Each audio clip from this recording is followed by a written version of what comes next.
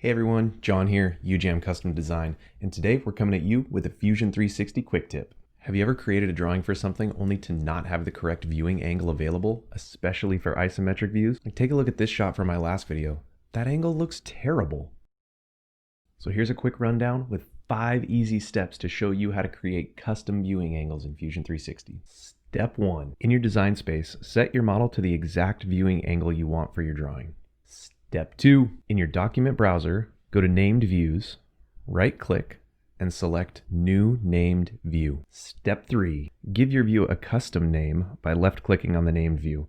I'm going to call mine ISO View. Step 4. Save your model. Go to Drawing, and update your drawing reference by clicking the yellow icon in the application bar.